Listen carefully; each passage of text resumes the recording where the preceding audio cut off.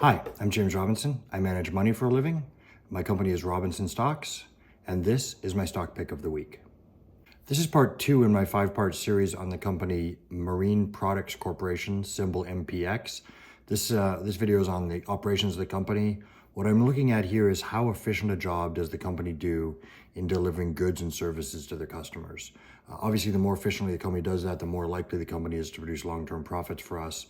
And so we want to try and just take that apart and figure out what's going on with this company.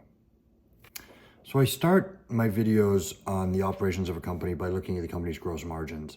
I think gross margins are a very good determinant of the viability of the company as the kind of company that I'm looking for. I'm looking for companies that have a consumer monopoly or a durable competitive advantage, some reason to believe that this company can continue to not only perform, but outperform the market and remain a solid investment. And one of the good diagnostic tools to figure that out is the company's gross margins. So let me first of all get into what gross margins are, and then we'll talk a little bit about why they're such an important diagnostic tool. The first line on any income statement is the revenues. That's the total amount of sales the company makes in a given period of time, typically annually, for example. From that, we subtract out the cost of goods sold. Now, the cost of goods sold is the materials that it costs to make the product. And then what's left is called gross operating income. So the percentage of gross operating income relative to sales is the gross margin. The reason that it's important is we want companies that are able to charge a significant amount of money in addition to the cost of goods sold. You can imagine if a company was only able to charge what it costs to manufacture the product, there'd be no profits left and there'd be no reason for that company to believe that company is going to survive long term. You see very, very small gross margins typically in commodity companies. So a great example of that is an airline. Airlines typically have relatively small gross margins. Same with grocery stores. They have relatively low gross margins. And that's because what's the difference really between going on American Airlines or Delta? What's the difference between going to Safeway or Fry's? They all have pretty much the same products, and they're really just competing on price. We don't want companies that compete on price. We want companies that have some advantage for which you'd be willing to pay a premium, because that premium generally means more profits, and more profits means that we're going to do better as investors. So we're going to look at the gross margins here for this company. And you can see the red line is sort of the minimum gross profits that I like to see for a company. And the blue line are the gross profits for this company. So this company is sort of barely acceptable in terms of gross margins. So you must know that there's something else going on with this company if I'm interested in a company where the gross margins are sort of barely adequate. And we're going to talk a lot over the next few videos about what those things are. But long story short, the company is sort of barely adequate in gross margins. But one of the things we got to point out is that the gross margins really since about 2012 have been gradually increasing. So they've been getting better.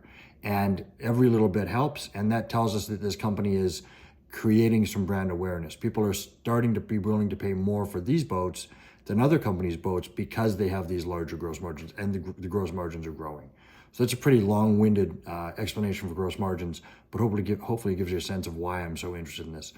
Also, I'm going to put a link up above to a video that I've done on exactly what gross margins is and how important they are to investing. And it's an entire video I did just on gross margins. So I'll address that and I'll attach that in the link above. The next thing that I look at is earnings per share. Now, it might surprise you that I don't start looking at earnings. I look at gross margins first. The reason that I do that is there are many commodity businesses that are cyclically in vogue, and they're going to have nice profits, but those profits aren't very sustainable. If the gross margins gyrate significantly, then when the gross margins are in your favor, the company's going to do great. But when that commodity price collapses, you have typically losses. And so what might have been a great company can very quickly turn into a bad one. That's the reason I like to see the gross margins are very, very steady and hopefully slightly increasing, because that means that it's not a cyclical company and I don't have to worry about timing my purchase. I can find a good time when that company is underpriced and I can buy it. So here you can see a couple of things that are interesting about this company's earnings. First of all, we know that in 2020, the earnings dropped significantly. That was COVID. I've said over and over again in these videos that I tend to give companies a pass for what happened in COVID. One could imagine that nobody was out buying boats when they didn't know if they were going to die of diseases or their business was going to be shut down and they can't go out to restaurants and all the other things that happened. So long story short, the company's earnings have been, if you ignore COVID, have been basically flat for the last 4 years. It's not the end of the world. I believe that the economy for boats was not great, and this company will come back. Another thing to note, when the company went into recession in 2009, this company was in bad shape, but since 2009, the earnings have gone up every year but one or two, I guess, in 19 and 20, which is sort of the COVID issue. But basically, this company's managed to grow its earnings. And so that's a strong sign that this company, I believe, is going to continue to do better. Its boat sales go up every year. We'll see how the recession handles it. I think I'm buying this company so cheap because it is in the middle of we're in a recession or closing in on a recession. And so I'm getting a chance to buy this company cheap, which I wouldn't normally have.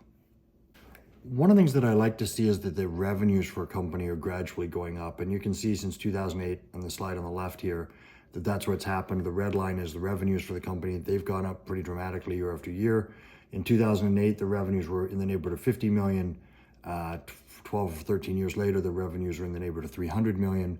That's a 600% return. Pretty good. We like that.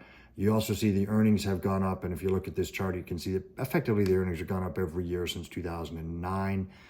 That's a great run. I believe that's going to continue. Probably be some hiccups here or there, but I don't have a problem owning this company for a reasonably long period of time. The next slide looks at net earnings as a percentage of revenue, and you can see that this is relatively stable since 2010, but that it has gone up. So the margins have gone up, and even at a faster rate than the margins have gone up, the net earnings as a percentage of revenue has gone up. Now, it's still not spectacular, but it's closing in on being in the top 25% of companies. It's not bad to be in the top 25% of companies. So net earnings as a percent of revenue basically says what percentage of every dollar that you sell comes to the bottom line. And for a company like this, it's a manufacturer, it's a lot harder to get really high numbers in terms of net earnings as a percent of revenue because you have the significant cost of goods sold component. When you're doing software, there's no cost of goods sold, right? It's the research and development cost to create the software, but there's no cost to sell the to manufacture the software. And so for this company to be in the top 25 or even approaching the top 25% of companies in this category shows that this management does a very good job of controlling costs. Whenever I talk about businesses and whenever I'm analyzing businesses, I always concede that companies have these taxes they have to pay. There's parts of operating a business that are unique to every business that you really can't overcome. And I call them the 5 taxes. 4 of them are almost always present to some degree in every company, and one of them is often self-inflicted. So the 4 that are almost always present is selling and general administrative. So that's an area that selling cost means you're spending a lot of time, effort, and energy to get people to buy your product, or you've got a lot of administrative and bureaucratic costs. Plants and equipment. Plants and equipment are expensive because you obviously have to take a piece of real estate, you have to fill it with equipment to make your product. Some companies don't have to do that, and so they have an advantage. Some companies have to do a lot of that, and it makes it harder for them to compete. And so if I had a company that was bad at those 2 things, that would make a company less desirable. The third one is research and development. Obviously, if I'm having to spend a lot of money on research and development, that means that it's likely that my product isn't going to stand the test of time because somebody else is going to spend money on research and development, come up with a better mousetrap than mine. So that's when I see huge research and development budgets. I get concerned about the viability, the long-term durable competitive advantage that company has. The 4th area is inventory. And the problem with inventory is oftentimes inventory goes stale. So I don't like to see a lot of inventory in a company's books. So let's go through this and look at this plants and equipment. The selling and general administrative. You can see in 2010, it was at its peak. It was at the bottom 25% of companies. And effectively every year since then, they've managed to bring down selling and general administrative as a percentage of gross profit. And now they're closing in on the top 25% of companies. That's really good. When we can see one of these taxes that seems to be improving every year, that means that company's becoming more and more competitive. And that gives us confidence that this company might be a good company that's very well run. The same thing is happening with plants and equipment. You can see that plants and equipment since 2016 as a percentage of assets has gone down every year. That's a very good sign. And especially when you combine selling and general administrative going down and plants and equipment going down, now we're really starting to make some changes in the operating efficiencies of this company, which lead us to believe that over time, this company is going to get better and better in terms of an investment. The next slide we're looking at here is inventory as one of the 4 taxes. Inventory, again, for this company since 2009 has come down, and that's great. It's never going to be a great company in terms of inventory because there's so many companies that don't have any inventory. And so any company that creates a product that they have to hold in inventory is going to be at a disadvantage. But what we're seeing here is basically this number has been flat since 2009. And that basically tells me this is a solid state issue. We know that as the sales go up, the inventory is going to go up. As the sales go down, hopefully the inventory is going to go down. We're not going to get burned too bad. One of the neat things about a company like this is that the boat that we're manufacturing is not likely to go stale, right? If it takes another 6 months to sell the boat, yeah, you've got to carry that balance sheet on the books, but it's not likely that you're going to say, well, we just have to throw it in the trash because that shape of boat doesn't work anymore. The boats are going to sell. It might take a year to sell instead of 6 months, but it's not like when you're selling apples and one day the apple just gets rotten and you have to throw it out. So that's good there. Research and development, the company spends nothing in research and development. That's really, really strong. So when we look at the 4 taxes, we see that selling and general administrative has gone down every year effectively. We see that plants and equipment has gone down every year effectively.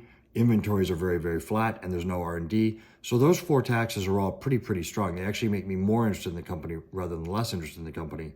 And they're one of the reasons why I'm willing to overlook the generally low number for gross margins. I'd like to see the gross margins higher, but all of these things that are associated with gross margins that affect gross margins, or rather that affect profits after the gross margins are deducted, are working in our favor.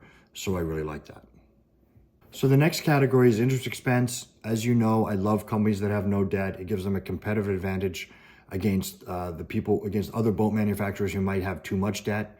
It also means that we don't have to worry about if interest rates go up, the company becoming less viable or unable to pay dividends.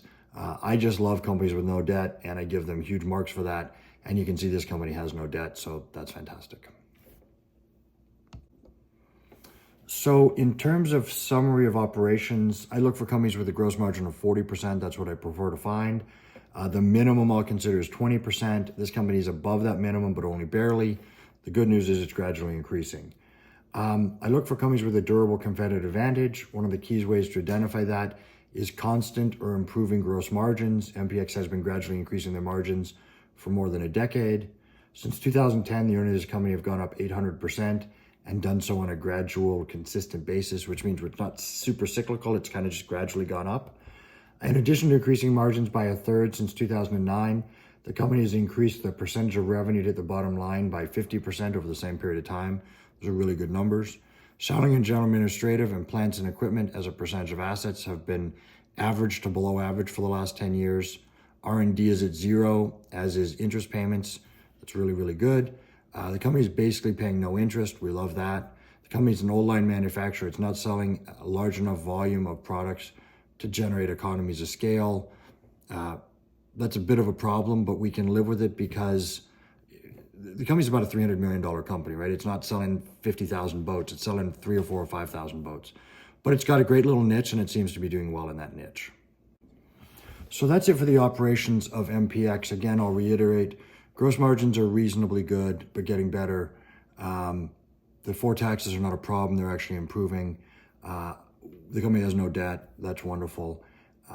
We're buying this company very, very cheap relative to its PE ratio. And so I think it's a company you should consider buying.